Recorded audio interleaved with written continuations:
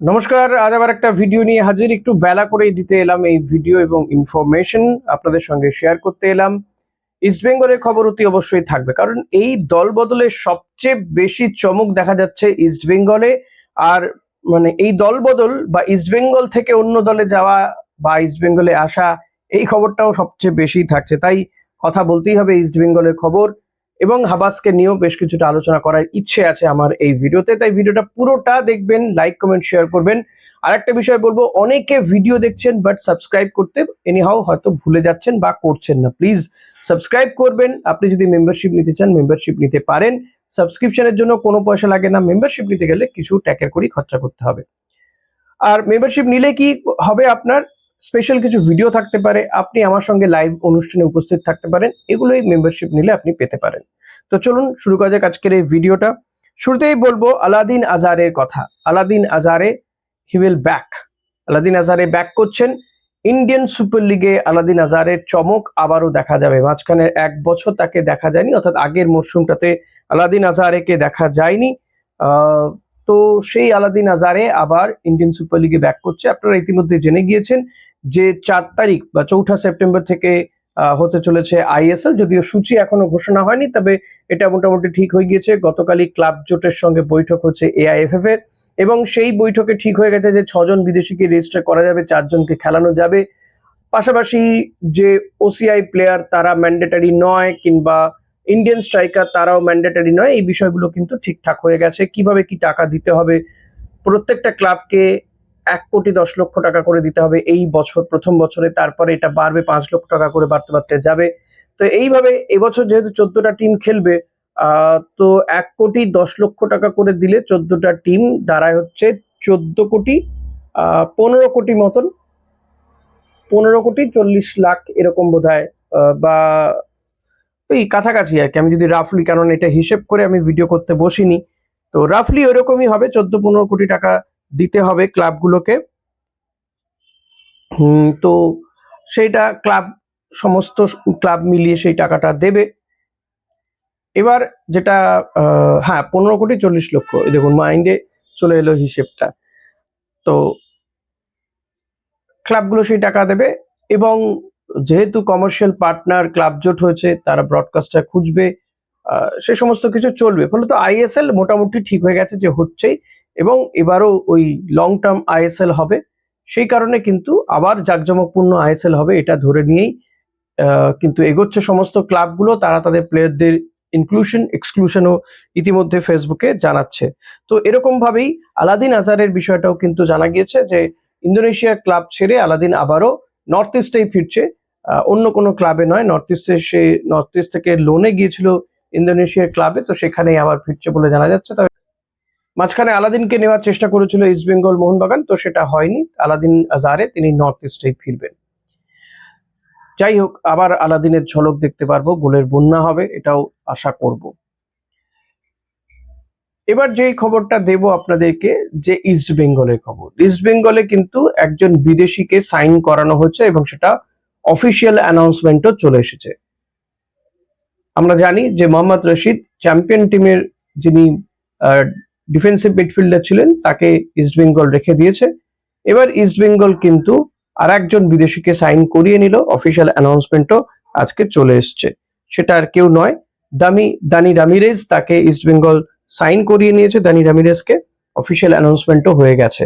তো আপনাদেরকে আমি বলেছিলাম দানি রামিরেজের কথা, আজ থেকে বহুদিন আগে আপনাদের সঙ্গে আমি শেয়ার করেছি যে ওই প্লেয়ারটি আসতে পারে। পাঞ্জাব থেকে এই প্লেয়ারটিকে নিয়ে আসা হয়েছে। যথেষ্ট ভালো মানের ফুটবলার, বয়সটা একটু বেশি। এখন অনেকেই বলতে পারেন যে এটা মিগুয়েলের সাবস্টিটিউট, বাট মিগুয়েলের নয়, মনে করা হচ্ছে সাউল ক্রেসপোর সাবস্টিটিউট। মিগুয়েলের জায়গায় প্লেয়ার কিন্তু এখনো ইস্ট বেঙ্গল আসেনি। তাহলে ইস্ট বেঙ্গলের এখনো পর্যন্ত হলো 2 জন বিদেশি, হলো দানি রামিরেজ এবং মোহাম্মদ রশিদ। আরো 4 জন বিদেশিকে ইস্ট বেঙ্গল রিক্রুট করবে। তাদের মধ্যে একজন সেন্টার ডিফেন্ডার, ফরওয়ার্ডের প্লেয়ারও থাকবে। তো সেগুলো কিন্তু এখনো ধারাই বাছাই চলছে।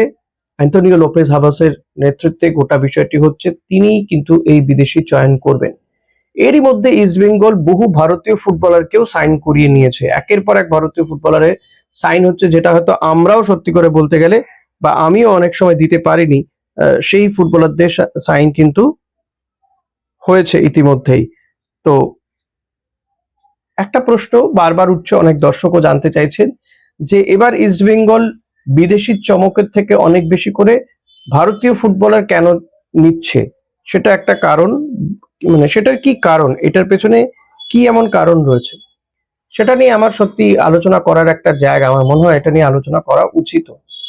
দেখুন, ইস্টবেঙ্গল গতবারের চ্যাম্পিয়ন, তো হাবাস চাইবেন যে ইস্টবেঙ্গলকে সেই যে চ্যাম্পিয়নের ধারাটাকে বজায় রাখতে।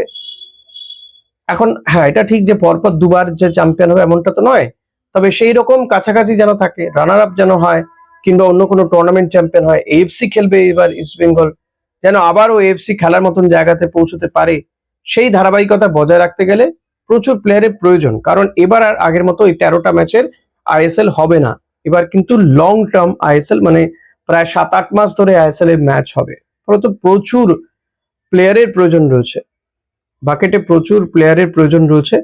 সেই একটা কারণ যদি এটা হয় যে ভারতীয় ফুটবলারদেরকে রাখা, সাবস্টিটিউট রাখার প্রয়োজনীয়তা রয়েছে, একের পর এক প্লেয়ারের প্রয়োজনীয়তা এই কারণেই রয়েছে, যে কারণেই দেখুন যে মাঝ মাঠে প্রচুর প্লেয়ার নেওয়া হয়েছে, ডিফেন্সিভ মিডফিল্ডার, কেউ বা অ্যাটাকিং মিডফিল্ডার, ম্যাক্সিমাম ডিফেন্সিভ মিডফিল্ডারটা নেওয়া হচ্ছে, কারণ হচ্ছে হাবাসের যে রণকৌশল সেটা অনেকটাই ডিফেন্স এবং ডিফেন্সিভ মিডফিল্ডারের উপর ডিপেন্ড করে। তো সেই কারণেই নেওয়া হয়েছে। এই যে অ্যাটাকিং মিডফিল্ডারের যদি কথা বলেন, তাহলে হচ্ছে বিদেশি নেওয়া হলো, দানি রামিরেসকে নেওয়া হচ্ছে অ্যাটাকিং মিডফিল্ডার হিসেবে, এবং স্পেনের প্লেয়ার, যথেষ্ট ভালো মান, বয়সটা একটু বেশি হতে পারে, বাট সেটা খুব বড় ব্যাপার নয়। ইস্টবেঙ্গল তার ঘোষণা করে দিয়েছে, 1+1 কন্ট্রাক্টে সে এলো ইস্টবেঙ্গলে, অর্থাৎ 1 বছর সে চুক্তিবদ্ধ হলো, যদি ভালো খেলে আরো 1 বছর, মানে 2028 পর্যন্ত সে থাকবে ইস্ট বেঙ্গলে, এমনটাই কিন্তু জানা যাচ্ছে। আচ্ছা, এবার যদি আমি দেখি ওর পারফরমেন্স, 13টা ম্যাচ খেলেছে, 4টে গোল, 2টো অ্যাসিস্ট রয়েছে। ফলত আইএসএল এ 13টা ম্যাচে 13টাতেই কিন্তু স্টার্ট করেছে, যথেষ্ট ভালো রেকর্ড তার।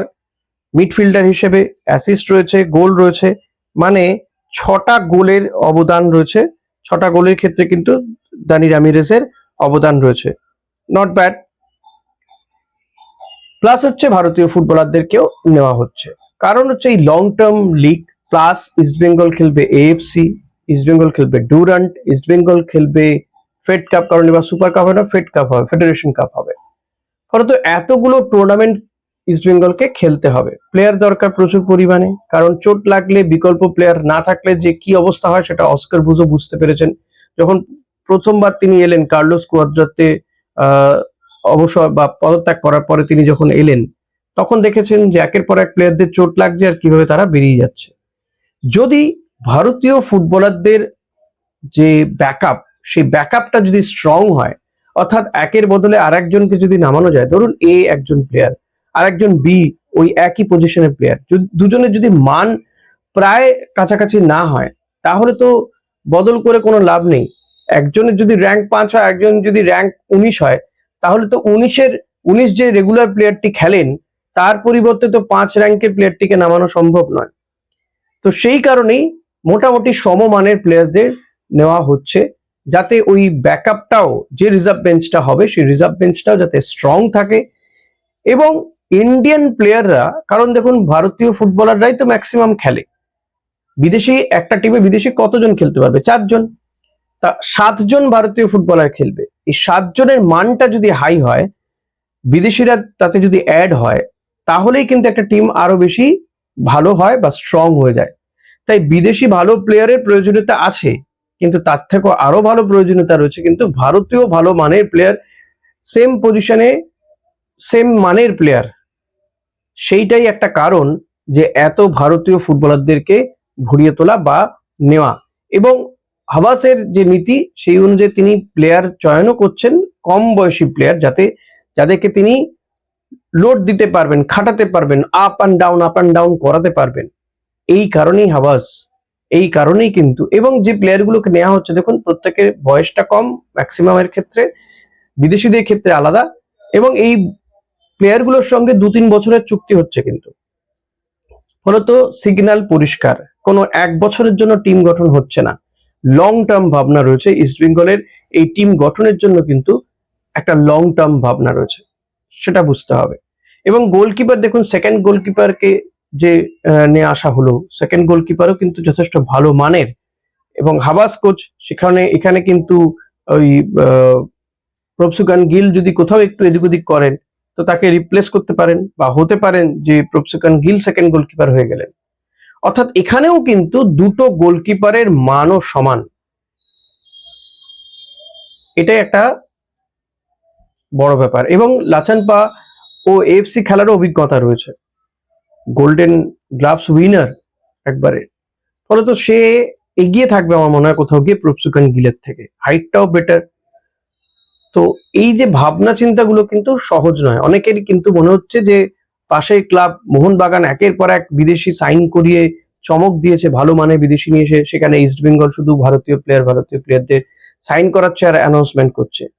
এটার পেছনে কিন্তু সঠিক একটা পরিকল্পনা রয়েছে, এবং পরিকল্পনা করে ইস্ট বেঙ্গল এগোতে চাইছে। দেখুন, সন্দেশ ঝিঙ্গান যদি চলে আসে ইস্ট বেঙ্গলে, তাহলে ভারতীয় দলের যারা ডিফেন্ডার তারাই ইস্ট বেঙ্গল খেলবে, স্তম্ভ বলা যেতে পারে, আনোয়ার আলী, সন্দেশ ঝিঙ্গান, বুঝতে পারছেন? সেখানে যদি একজন বিদেশি চোট পেয়ে বসেও যায়, বিদেশি যদি সেন্টার ডিফেন্ডার নিয়ে আসা হয়, সে যদি চোট পেয়ে বসেও যায়, তাহলেও খুব বড় ফ্যাক্টর হবে না। দেখুন, লাস্টবারেও কিন্তু আনোয়ার আলী আর কাকে খেলানো হলো, জিকসনকে খেলালেন কিন্তু Oscar Bruzon. Jeakson defensive midfielder খেলেন, তাকে সেন্টার ডিফেন্ডারে খেলালেন। তো এখন যদি স্পেশালাইজড একজন সেন্টার ডিফেন্ডারকেই নিয়ে আসা হয়, তাহলে জিকসনকে এখানে স্যাক্রিফাইস করতে হয় না, সে তার পজিশনে খেলতে পারবে। এটাই হচ্ছে কারণ, এটাই হচ্ছে একই পজিশনে ভালো মানের ফুটবলার এবং ভালো মানের ভারতীয় ফুটবলার। কারণ ম্যাচে ম্যাক্সিমাম খেলবে ভারতীয় ফুটবলাররাই, ফারাকটা গড়ে দেবে কিন্তু তারাই, বিদেশিরা গড়ে দেয়, কিন্তু ভারতীয় ফুটবলারদের মানটাও যদি ভালো হয় অন্য টিমের থেকে, তাহলে কিন্তু ফারাকটা তারাও গড়ে দিতে পারে। এটাই হাবাসের দৃষ্টান্ত বা দৃষ্টিভঙ্গি। আমার মনে হয় আপনাদেরকে বিষয়টা বোঝাতে পেরেছি। অনেকে প্রশ্ন করছেন, তাই এই প্রশ্নের উত্তরটা দেওয়ার প্রয়োজনীয়তা অনুভব করলাম, বলে দিলাম। দেখা হবে আবার পরবর্তী ভিডিওতে। আজ এখানেই শেষ করছি। ভিডিওটা ভালো লাগলে লাইক কমেন্ট শেয়ার করবেন, প্লিজ সাবস্ক্রাইবটা করতে ভুলবেন না। প্লিজ সাবস্ক্রাইব করুন।